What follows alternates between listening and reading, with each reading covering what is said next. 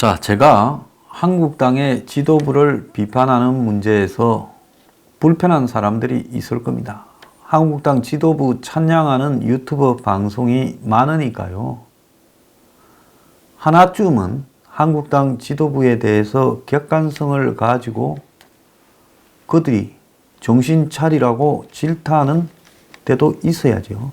전부 다 한국당 지도부 찬양 쪽으로 몰려서 박수치고 격려하고 그게 언론의 역할이고 그것이 저의 역할입니까?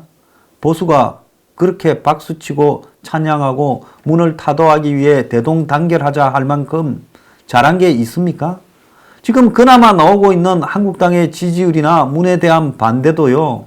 문 스스로가 무너진 것이지 보수나 한국당이 잘해서 얻은 것이라고 할 수 있습니까?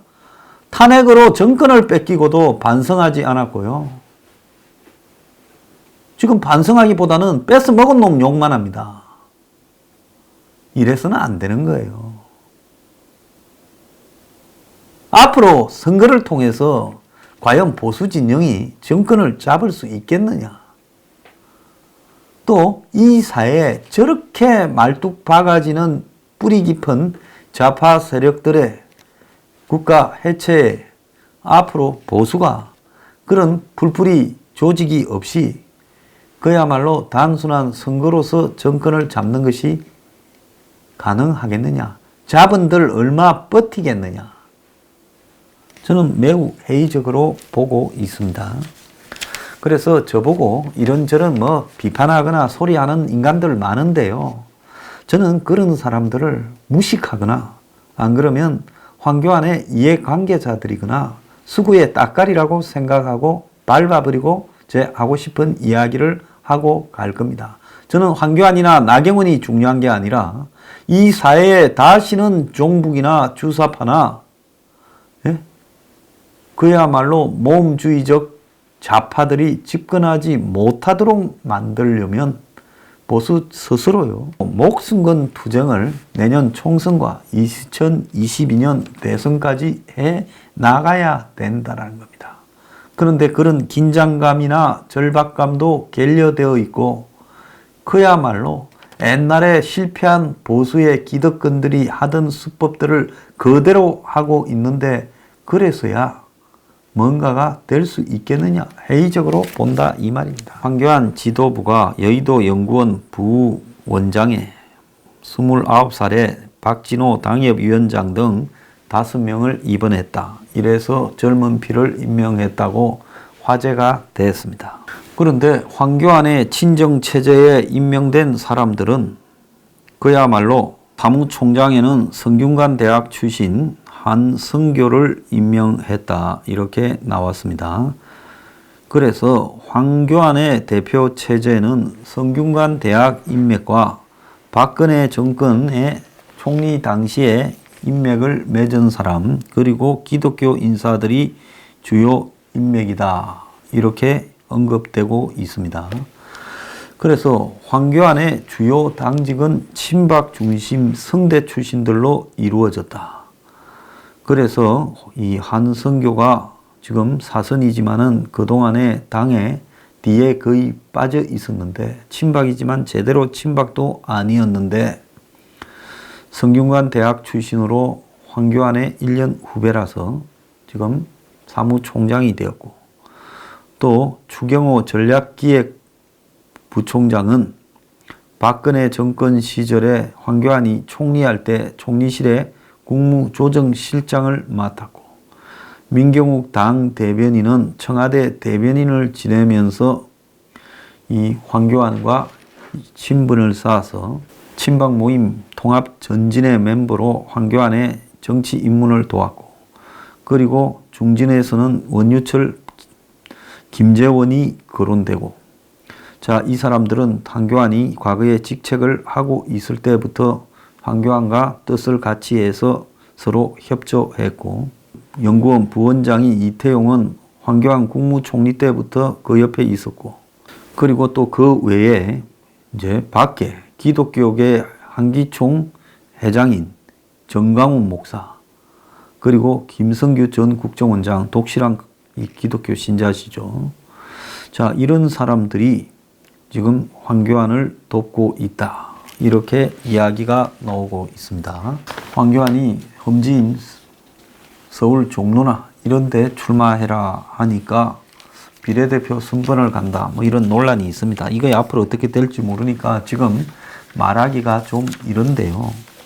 오늘 중앙일보 보면 똥개 애찬이라는 그런 이 칼럼이 나왔어요. 역대 정권들이 자신들의 컬러와 좀 다른 사람들을 이렇게 임명해서 그 동종교배가 아니라 이종교배를 통해서 집단 체면이나 배타적인 이런 성격들을 줄이려고 노력을 했는데 동종교배로 일관하는 문정권 같은 경우에는 그 문제가 된다. 요즘 믹스, 순종보다 잡종이 강세인 시대에 거기에 걸맞게 이렇게 좀 인맥을 포진시키는 것이 좋다. 개방, 포용, 융합이 성공의 길이다. 이렇게 말을 했습니다. 제가 황교안의 인사나 지금 당을 끌고 가는 모습에 대해 심히 우려하는 부분은 황교안은 그에게 붙을 것 같아라는 사람들만 지금 옆에 두고 있습니다.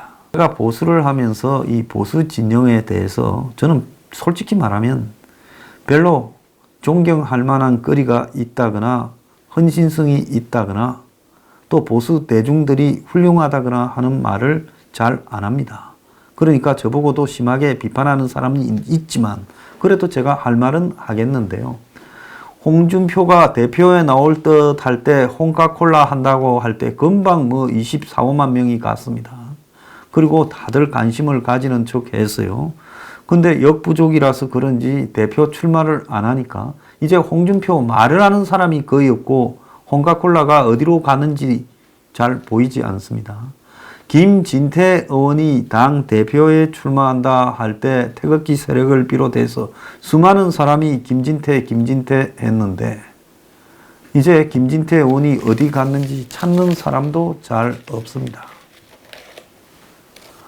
그래서 될만한데 붙어 먹는 기질이 이 보수판의 정치 브로커부터 시작을 해서 좀 설치고 리더라고 하는 사람들한테는 몸에 배어 있습니다. 저는 요즘 어지간한 보수의 모임이나 조직이나 어디에도 가지 않고요. 거리를 두고 있습니다. 왜? 제가 지난 한 6~7년간에 너무 깊이 그런 행태들을 봤기 때문에 그 사람들과 어울리고 뭐 같이 하고 하는 것이 어떤 도움도 되지 않는다고 저는 보고 있습니다. 한국당이 작년 11월, 12월에는 뭘 고민한다는 사람끼리 모임을 가지면서 저를 와서 강연을 해달라 해서 3번 가서 있는 그대로 이야기했어요. 질타도 하고요. 그리고는 또 뭐 방송에 출연하니 출연시키달라 해서 정치인들은 출연 안 시킨다는 우리 뉴스 브리핑 원칙을 선거도 있고 하니까 해주자 해서 깨고 했습니다. 그때 온다 했다가 안 온 사람부터 시작해서 와서 했던 말과 지금 나가서 당선되고 하는 게 다른 사람 해서 제가 참 이 사람들은 사람 되기가 어려운 사람들이다. 이렇게 생각을 하고 있습니다. 솔직히 같은 일을 하는 사람으로서 할 말이 아니지만은 보수 유튜버들도 하는 행동에 제가 봤을 때 편을 들려면 유튜브는 언론입니다. 언론이 노골적으로 특정 정치인에게 베팅해서 편을 들면 그 정치인의 친위대인데 그런 친위대 역할을 하면서 대중을 현혹시키는 것이 옳은가에 대해서 저는 한번 자기 양심이 있다면 생각을 해보기를 바랍니다. 아무리 보수 유튜버라도요. 카메라 한 대만 있으면 아이폰으로라도 찍을 수 있다라고 하는 유튜버라도 그렇게 하면 안 된다고 저는 보고 있습니다. 그래서 황이 될 것 같고 지지율 나온다니까 죄다 거기 몰려가가지고 황을 찬양합니다. 저보고도 몇 사람이 걱정이 돼가 이야기를 합니다. 더 이상 황과 나를 비판하지 마라. 지금 어쨌든 문이 미워서 보수의 대세가 정권을 교체해야 된다는 데 있다. 개뿔 같은 소리야. 정권 교체해야 되기 때문에 비판하는 거예요. 지금 이런 식으로 반사 이익으로 과거에 박근혜가 했고 이명박이 했던 김무성도 했고 홍준표도 했던 이런 줄세우기 방식으로 정권이 교체될 수 있다면 내 손에 장을 찢어버리겠습니다. 하는 꼬라지를 보면 정권 교체가 안 되는 방향으로 가고 싶어서 생빨강을 하듯이 하고 있습니다. 황교안이 이를 거꾸로 하고 있어요. 제가 볼 때는요.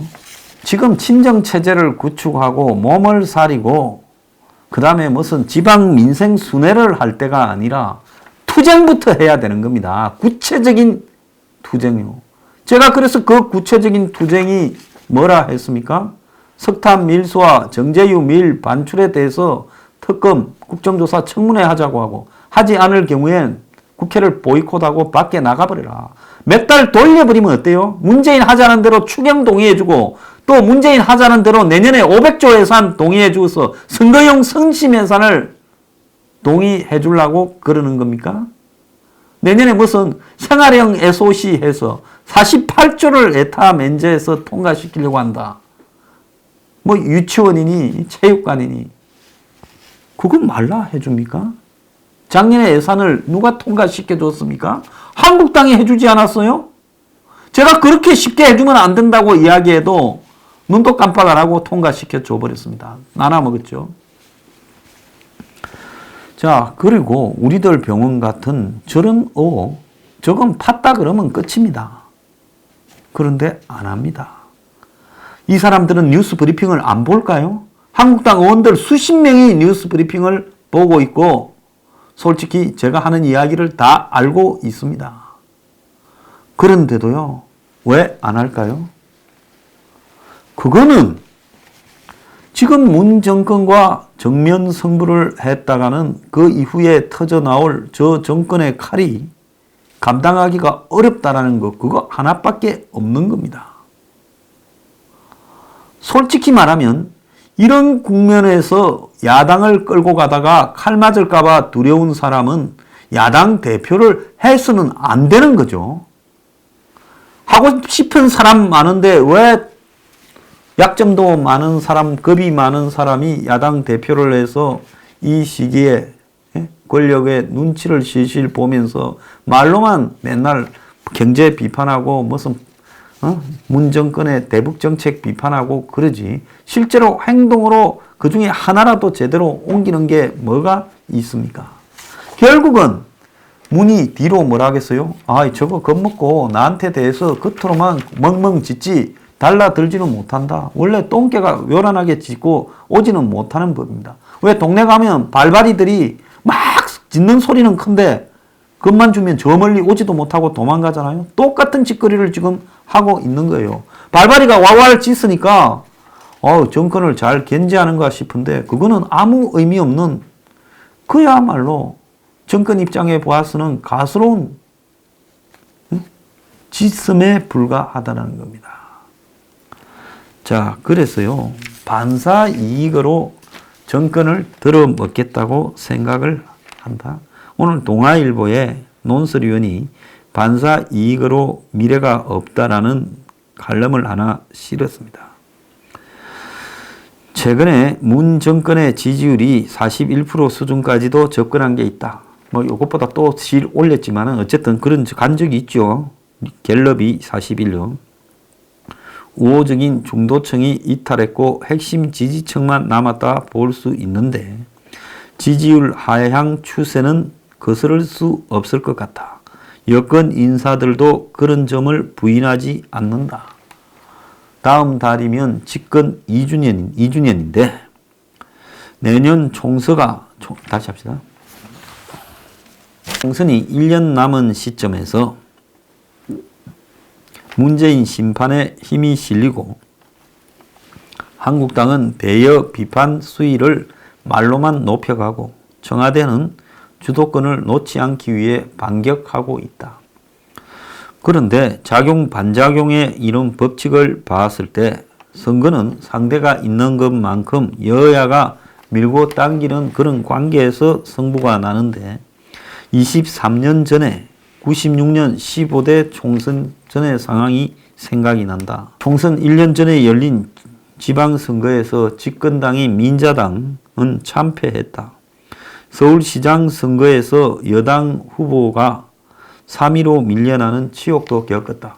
그때 이제 교육부 총리가 그 서울시장 후보로 출마해서 3등을 했지요. 그래서 박찬종 씨가 2등을 했을 겁니다. 그래서 DJ는 지방선거 승리를 발판 삼아 정계 복귀 신호탄을 올렸다. 시기적으로 YS 집권 4년 차를 맞아 여당 심판론에 힘이 실리기 시작했다. 위기를 느낀 쪽이 먼저 움직여서 여당의 간판으로 YS 대신에 이해창, 박창종, 이용구 등 새 인물들이 부상했다. 기존의 보수 여당이 금기시했던 좌파 3인방 이재호, 김문수, 이우재를 영입해 판을 뒤집었다. 경쟁력 있는 후보를 찾기 위해 선거구 하나에서만 정밀 여론조사를 10번이나 했다. 그래서 민중당 출신 사람들까지도 데려오고 그 다음에 이 새로운 이 대선 후보급들을 막 부각시켰죠. 그래서 여당이 100석도 얻지 못할 거라는 기대를 깨고 원내 1당을 지켰다. 민자당 계열의 정당이 서울에서 1당이 된 게 사상 처음이었다. DJ도 인재 영입 경쟁을 했지만은 역부족이었다. 거슬러 올라가서 4년쯤으로 3당 합당으로 당시 Y에서 JP 세력까지 해서 민정당까지 이렇게 해서 세력이 크게 불어난 민자당이 92년 14대 총선을 앞두고 의석수를 너무 많이 얻으면 어떻게 하나 걱정을 했다는 거예요. 그래서 3당에 합당한 의석수만큼 득표할 것으로 기대했지만 투표 결과는 참패였다. 그 절반에도 못 미치는 참패였다는 겁니다. 그래서 정치권에서는 1 더하기 1이 2가 아니라 0이 되기도 하고 100이 될 수도 있다. 이렇게 보고 있는 겁니다. 자, 문재인 정권의 경기 지표가 나아질 것 같지도 않고 비핵화도 대북 사기 쇼도 벽에 부딪혔고 부진한 성적에 따른 반사 이익을 한국당이 지금 누리고 있다. 이게 오늘 동아일보 칼럼 내용입니다. 그런데 한국당이 스스로 반전의 계기를 만드는 게 있는가? 여전히 정부 정책에 대한 비판적 훈수에만 매달리고 있고 해묵은 친박 비박 갈등은 잠복해가지고 있고 정책 대안을 만들어 보수 집권 플랜을 짠 것도 없다. 새로운 인재 발굴보다는 황교안에게 줄을 대기 위한 부산한 움직임만 보인다. 당내 갈등은 황교안 체제에 들어서며 물밑에 가라앉았지만 여전하고 지지율 상승세도 불안해 보이기는 마찬가지다. 그런데 지금 여권이 이런 상태로 총선에 나설 거라고 생각하는 것은 한국당의 희망사항이다. 위기에 몰릴 수도 파격적인 수가 나올 것이다. 자만에 빠지면 쇄신이 어려워진다. 지금 한국당의 황교안이 하는 걸 보면 뭐 나이 20대를 의도적으로 당의 무슨 여의도 연구원 부원장 그거 아무것도 아닌 거예요. 어떤 사람은 그래요. 황장수가 뭐 한국당에 가서 조언을 해주면 한국당이 잘할 건데 안 되는 게 황장수 성격이 더러워서 그렇다. 웃기는 소리 하지 마세요. 저도 안 가지만 그쪽에서도 연락 안 옵니다. 정치판이라는 거는 사람 아무리 똑똑해도 가서 비비고 빌붙는 놈을 챙기지. 저처럼 사람 대라고 비판하는 사람은 정말로 사람 싫어하죠. 저 같은 사람은 한국당이 제일 싫어할 겁니다. 저도 그 근처에 가서 빌붙을 생각이 전혀 없어요. 제가 정치를 할 생각이 없다. 정말로 나라가 완전히 망가졌다 해서 진짜 내 정말 안 할랐는데 해야 된다면 내가 당을 만들어서 하지. 저 당에 가서 빌붙어서 그 언저리에 머물 생각은 눈꼽만큼도 없는 거고요. 그렇기 때문에 저보고 내년 총선 출마하라, 뭐 공천 받아라 이렇게 말씀하시는 분은 저를 위해서 그런 말씀을 하시는 건 줄은 아는데 저는 솔직히 좀 그런 거 모욕이라고 생각하니까 그런 말씀을 하시지 말아 주시기를 바랍니다. 자, 어쨌거나요. 한국당이 지금 하고 다니는 꼬락서니는 과거에 이해창이나 한국당의 당 대표가 뭐 김무성도 그랬고 홍준표도 그랬고 다 그랬습니다. 박근혜도 그랬고 이명박도 그랬고요. 자, 대에서 줄 세우고 그리고 더 나아가서 완전히 뭐 카리스마로 당을 장악하고 쭉 밀고 나가면 대선도 된다. 이런 생각을 할 때와 똑같은 행동을 하고 있습니다. 그런데 이명박은 좀 함량 미달이졌지만 노무현 정권이 워낙 죽을 써버렸기 때문에 보수에서 누가 돼도 될 만큼 빗자루가 돼도 당 후보가 되면 무조건 당선이 되었을 겁니다. 지금 황교안이나 한국당 지지자들이 그렇게 생각하고 있어요. 문재인이 워낙 죽을 쓰고 있기 때문에 보수에서 빗자루만 세워놔도 될 건데, 그런데 황교안이라는 사람이 외관상 인물도 좋고 목소리도 중후하고 경력도 좋고 그 다음에 지지율에서도 많이 나오는데 저 사람이면 뭐 거의 확실하지 않냐. 노무현 정권이 망한 것보다 문재인 정권이 더 빨리 망할 것 같은데, 그런데 황교안 정도로 안 될 게 뭐냐. 되니까 그걸로 무조건 힘을 합쳐야지 괜히 비판하고 뭐든 딴지 걸고 이렇게 하는 것은 보수를 분열시키는 것이다. 이제 이렇게 이야기를 하지요. 이제 거기에 똥개가 아닌 순종이 되는 겁니다. 이 보수의 나쁜 순종 형태가 다 결합된 것이 황교안, 나경원일 수 있어요. 황교안은 박근혜가 아니고 황교안은 이명박도 아닙니다. 이명박은 탁월한 개인적인 기술 테크닉이라도 있었어요. 저는 이명박이 그런 부분에서는 타의 추종을 불허한다. 그래서 박근혜도 경선에서 이명박한테 당했다고 봅니다. 박근혜 전 대통령은 그래도 박정희 전 대통령의 딸이었다라는 부분이 한국 사회에서 그건 부인할 수 없는 이렇게 타고난 부분이 있는 거예요. 자, 그런데 황교안은 뭐가 있습니까?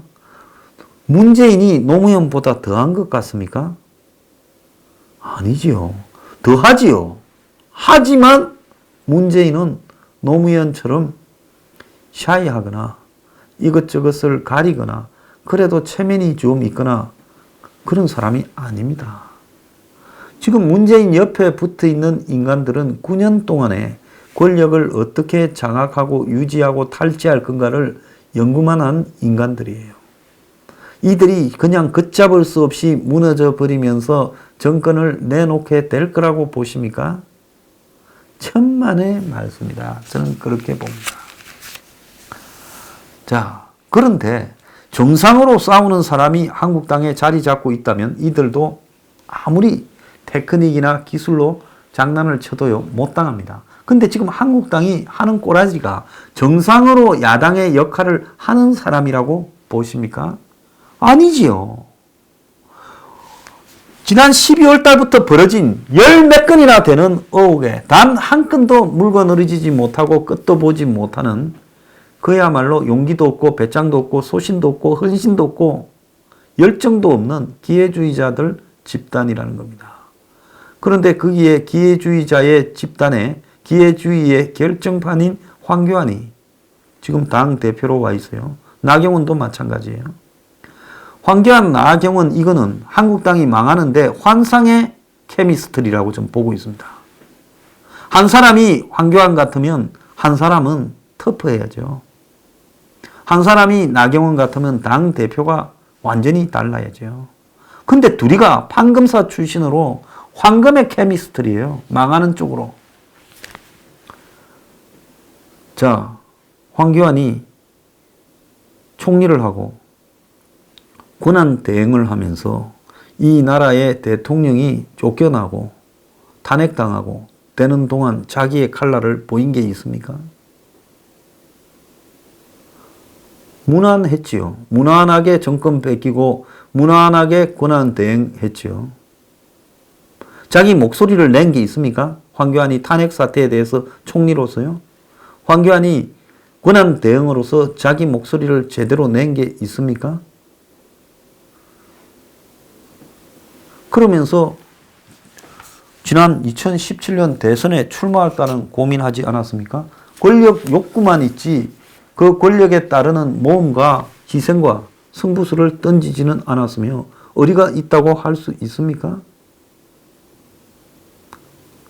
자, 황교안은 이해창 흉내를 내고 있지만은 이해창은 YS와 맞서서 여러 차례 충돌을 했습니다. 감사원장을 할 때부터 시작해서 총리를 할 때부터 당 대표를 할 때부터 오죽했으면 YS 인형을 패대기 치기까지 하지 않았습니까? 물론 선거 전략으로서는 잘못되고 패배에 일조했죠. YS가 이해창을 미워서 인재 출마라는 부분을 갖고 왔다. 이런 부분으로 봤을 때는 이해창이 그래서는 안 되는 거였죠. 그렇지만은 이해창은 그런 배짱이라도 있었습니다. 자, 그런데 황교안이 이해창보다 나은가? 저는 이해창이 황교안보다는 훨씬 낫다 보고 있습니다. 저는 이해창 전 대표를 몇 차례 이렇게 만나서 알고 있습니다. 그 사람의 특징을요. 훨씬 낫지요.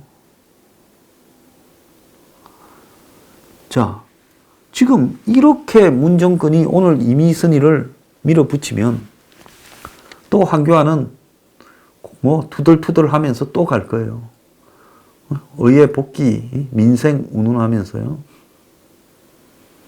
황교안 주변에 둘러싸고 있는 인간들 중에 제가 봤을 때 그야말로 황교안을 보고 문정권과 강력 총력 투쟁을 하자고 하는 사람은 하나도 없고 다 문정권은 끝났다. 내년 봄 되면 지지율이 20%도 안 될 거다. 그러니까 총선은 무조건 이기는 판이고 그때까지 무리수 둘 거 없이 이지 고잉만 하면 된다. 킬링 타임만 하면 된다. 그냥 가끔씩 정권을 추상적으로 비판해라. 그렇지만은 핵심적인 걸 죽이려고 달라들다가는 정권이 먼저 당신을 죽이려 하고 있으니까 그건 조심하고 당내만 확실히 장악해서 공천 줄놈 아닌 놈 다 그것만 다 장악해서 내 사람으로 친정체제를 구축하면 된다. 그래서 지금 친정체제 구축하고 그러는 거 아니에요? 또 교회의 신도가 1000만이다. 그 사람들이 다 당신 지지한다. 뭐 이렇게 하겠죠. 그런 것 같으면 교회 신도가 다 되거나 불자가 다 되게요. 천만의 말씀입니다. 제가 볼 때 미안한 이야기지만 황교안 주변에 쓸만한 참모 하나도 없습니다. 그들이 있다면요 이렇게 하도록 하지 않지요. 자, 누가 그랬잖아요. 제가 들었었을 때 왜 저런 식으로 복귀하냐고 뭐라 하니까 조금만 지켜보고 해라. 잘하고 있을 거다. 잘하고 있습니까? 창원 출마하는데 안 하고 저 지경 됐지 않습니까? 그 말은 뭐 지나간 일이니까 더 하지는 않겠습니다. 그런데요. 내 말이 맞나 안 맞나? 제가 다른 거 잘 맞춘다 하지 않습니까? 그래서 딱 보면 보여요. 옛날에 한국당의 김무성 대표 체제가 박근혜 전 대통령에 반대해서 출발했을 때 대단했습니다. 서청원을 이기고 김무성이 당대표가 되지 않았습니까? 그래, 그 결말이 어떻게 돼버렸습니까? 결국은 어떻게 됐어요? 도장 들고 나르샤부터 총선 패배부터 시작해서 무너져 갔습니다. 그러다가 급기야 당 수습을 못해서 스스로가 붕괴된 거 아니겠습니까? 그러지 않습니까? 스스로 붕괴됐죠. 자, 그건 뭐 누구 탓이 아니라요. 한마디로 보수 진영의 수준 탓이었습니다. 지금 또 보수가 다 될 만한 사람 밀어주기로 몰빵을 하고 있습니다. 유튜브부터 시작해서 보수 언론부터요. 보수 시청자들까지도 전부 그러고 가고 있습니다. 저는 항상 이럴 때 그런 길을 택하지 않는 게 제 스타일이지 않습니까? 지금 이대로 잘 될 리 없고 반사 이익으로 이긴 놈 보지 못했습니다. 그러니까요. 이런 식으로 가다가 제대로 망하는 순간이 올 수밖에 없다. 자, 한국당 일을 거꾸로 하고 있다. 투쟁부터 하고 그 다음에 체제를 갖춰야 되는 거예요. 체제 갖춰놓고 투쟁은 하지 않습니다. 말로만 발바리처럼 짓고 있습니다. 그래도 똥개는 버티는 내공이라도 있지만은 한국당은 여태까지 보수가 망해온 온갖 순종에 망하는 유전자만 다 축적돼 있어서 바이러스만 하나 들어오면 그대로 죽고 말 거라고 보고 있습니다. 한국당에는 잡종이 필요합니다.